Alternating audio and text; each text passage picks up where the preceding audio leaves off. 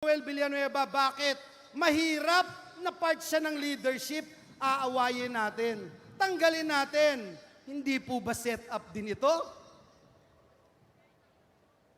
Alam niyo po, hanggang ngayon, walang makita na flood control project si Joel Villanueva. Kahit na anong imbento, wala pa ring maituro ang kaaway. Yung binabanggit kanina ni Minority Leader Alan Cayetano, paulit-ulit sabi, miyembro ng Commission on Appointment si Joel Villanueva. Hindi naman pala. Hindi pala ako member ng CA noon na pinaparatang nila. Pabago-bago na po ang storya. Pabago-bago na ang aligasyon. Mahigit 100 na ang storya. Iba-iba po. Ilang beses sa mga pagdinig, sa Kamara, sa Senado, ang sabi po, sa General Appropriations Act yan. Sa GAA yan. Pero nung huli sabi, ay wala pala sa GAA. Nasa unprogrammed funds pala. Ibang-iba po yun. Mga kapatid ko sa Panginoon, ibang-iba. Ang unprogrammed, hindi po dumadaan sa scrutiny ng Kamara, sa scrutiny ng Senado, iba po yun.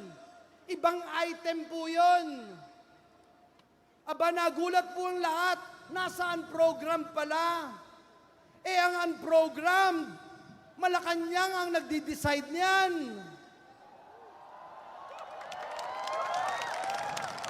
Bago mapondohan ang unprogrammed, dapat may bagong buwis. Bago may unprogrammed, dapat over-collection ng buwis.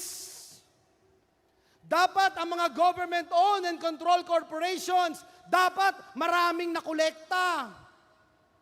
Bago ang program ay i-release, dapat may certification ng Department of Finance.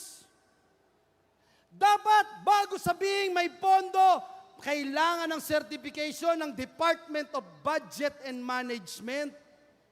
Kung kay Joel Villanueva yung project na yan, bakit doon niya ilalagay? Mga magulang at kapatid, nakakalungkot po itong trying hard na iset up po ang inyong kapatid sa Panginoon. Nakalimutan po nila na ang Diyos na pinaglilingkuran natin ay buhay at makapangyarihang Diyos. Ngayon po, pinapahiya na sila unti-unti. Nagkakabulol-bulol na, nagtuturuan na. Sabi po, nag-deliver daw ng salapi nung una sa school. Aba, binago, sabi sa church. Sabi ko, kung sa church, pati si Satanas hindi papayag sa script nyo. Tatanggap ka ng suhol sa simbahan. Aba, binago ulit, pangatlong beses, rest house na. Wala naman ako rest house. Incoming yung coming. Invited kayong lahat. Aba, iba-iba na po. Iba-iba na yung kwento nila. Malapit na po akong magwakas. May isang nagtanong sa akin, isang kaibigan mula sa Davao City. At sabi niya sa akin, Senator Villanueva, kung alam mo na 3 years after, gaganituhin ka, kukutyain ka, kamumuhian ka, ipapahiya ka mula ulo hanggang paa.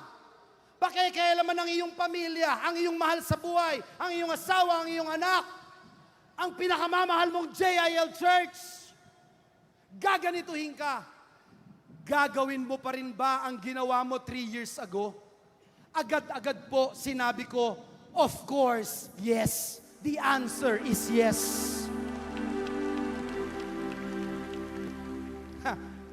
Ang mga JIL, alam nila kung ano yung calling nila.